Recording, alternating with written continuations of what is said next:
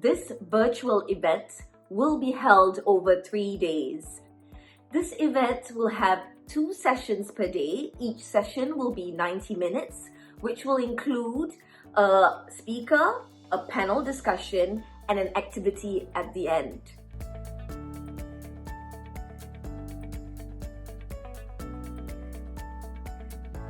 In order to fully understand how privilege and discrimination impacts one's decision, we must start to unpack one's intersectionality. So by understanding how a person's social and political identities, the common ones being gender, sex, race, religion, class, so by understanding how these are formed and intertwined with each other, we can begin to see how they influence one's professional and personal decision-making process. The more that you can understand yourself, who you are, what you stand for, and how you fit into the world around you, the more opportunities you can create for yourself and for everybody involved. It is necessary for you, for me, and for all future generations. If we do not tackle the intersectionality, we will stay only with the perspective of white, heterosexual, able-bodied males.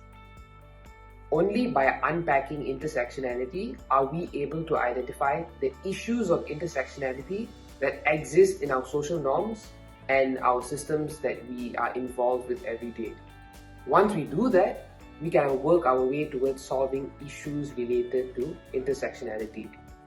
It is so important that we see people as their whole selves. And that means unpacking the intersectionality.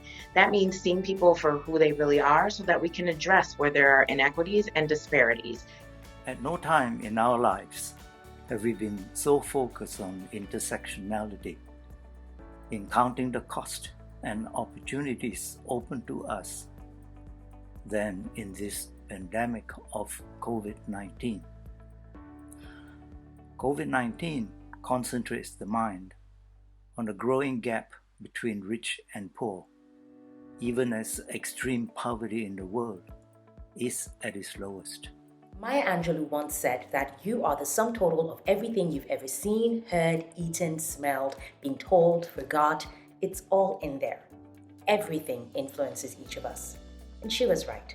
The many intersections of our existence come together to impact how we process, perceive, communicate, and simply exist.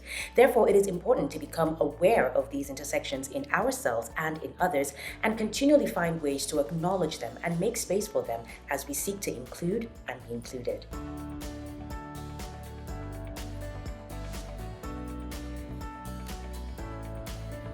And by being part of a global conversation, we can learn about aspects of intersectionality that may not impact us personally, but impact others, thereby broadening our understanding of intersectionality.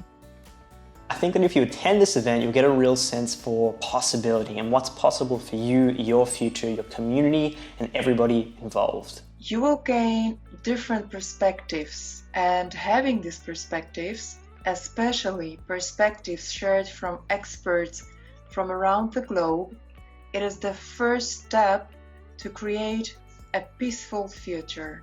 You will be exposed to different policies or initiatives done by various stakeholders in order to solve issues related to intersectionality.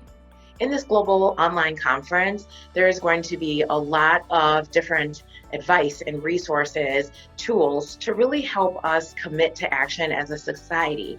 If we understand what it is and what those intersectionalities are, then we can address them. Then we move forward.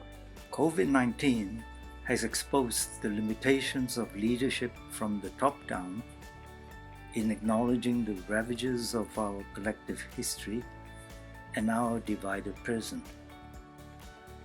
Intersectionality points us to a collaborative future at the corporate level and in ties between nations.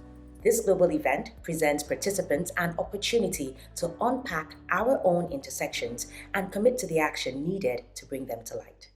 I look forward to seeing you.